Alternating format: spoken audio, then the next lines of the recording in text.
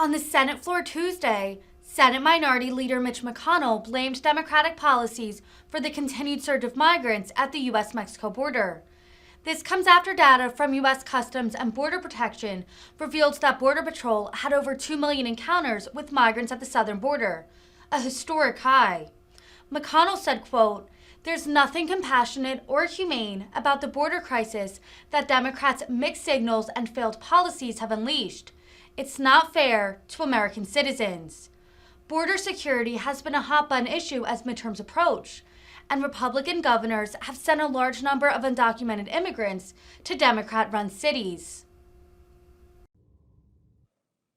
Protection personnel have already encountered more than 2 million illegal immigrants and counting just this fiscal year. This is a larger group of people than the entire populations of 14 states. And this record-shattering 2 million apprehensions only counts the subset of people that were actually caught. Experts estimate hundreds of thousands more people on top of that number who simply got away.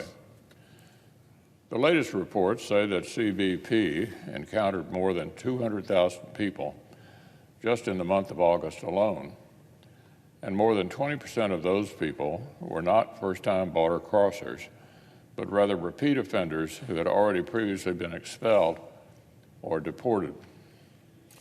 Tens of thousands of individuals who had already been thrown out flooding back in every single month. Orderly legal immigration is part of what makes America strong. Anarchy and open borders makes us weak. There's nothing compassionate or humane about the border crisis that Democrats' mixed signals and failed policies have unleashed. It's not fair to American citizens, it's not fair to law enforcement, and it's not fair to the people who've been encouraged to undertake desperate and dangerous journeys by years of Democrats signaling to the world that there are no real consequences for breaking our laws and cutting in line. Vice President Harris says the border is secure. The American people know better, and they are furious. Illegal immigrants know better as well. For years, Washington Democrats have attacked Republicans for calling for basic border security and law enforcement. The Democratic Party line throughout the last 5 years has been that enforcing existing immigration law would be cruel and securing our borders would be xenophobic. But over the last few days, some liberals seem to have changed their tune. Out of desperation, a few governors along our southern border are now giving some Democrat-run states and cities just a tiny, tiny taste of what border communities have been enduring literally for years. According to the Washington Post, the total number of individuals whom Texas and Arizona have helped relocate to New York, Washington, and other places in recent months is roughly on the order of the number of illegal immigrants who arrive at our southern border in a single day. One day. All those cities combined have had months to accept between them approximately 1 day's share of our nation's illegal immigration. But the Democratic mayor of New York City is now declaring that his government's resources are, quote, at a breaking point.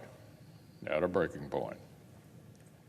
According to the Post, these border states have sent to New York City less than 1 day's worth of illegal crossers spread out over more than a month, and the self-proclaimed sanctuary city apparently cannot take it.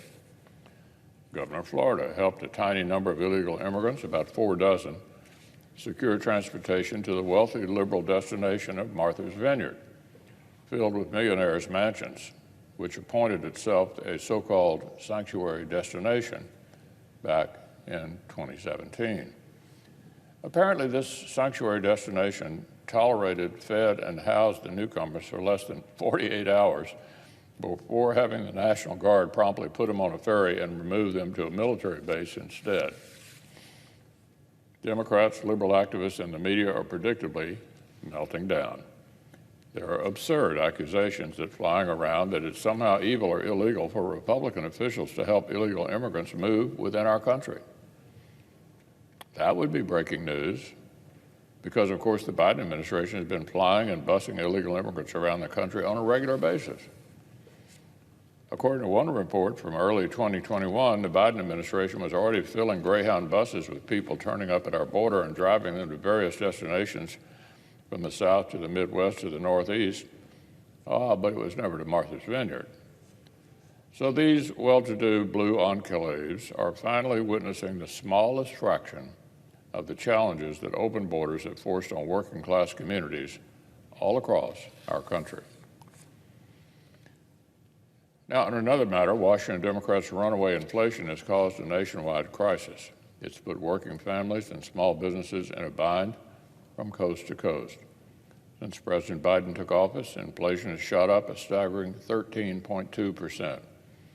For the average American household, this translates to hundreds and hundreds of extra dollars every month working overtime just to barely tread water.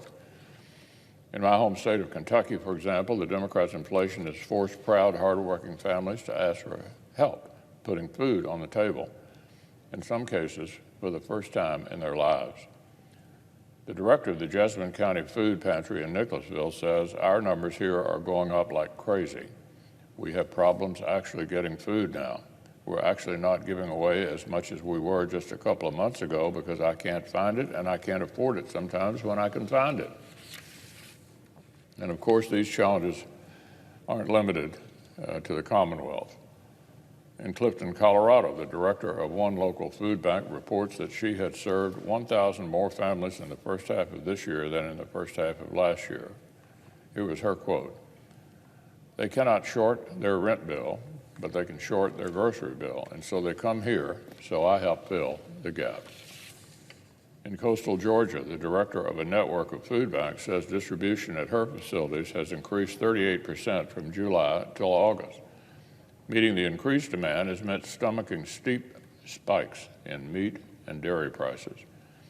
In Concord, New Hampshire, the director of the Friendly Kitchen says no one is ever turned away, but more and more people keep showing up for dinner. Quote, "I'm nervous it's going to get worse. I think it's going to get worse before it gets better." Washington Democrats' inflation is absolutely hammering states like Colorado, Georgia, and New Hampshire. And Senate Republicans, we tried to stop it. We warned against inflation. We tried to block their $2 trillion inflationary bill. We offered amendments. But all three of those states have two senators who both voted in lockstep on party lines to ram through trillions of dollars. 100% of the United States senators from those states voted to bring this on. This is what happens when Washington Democrats put their own priorities ahead of our people.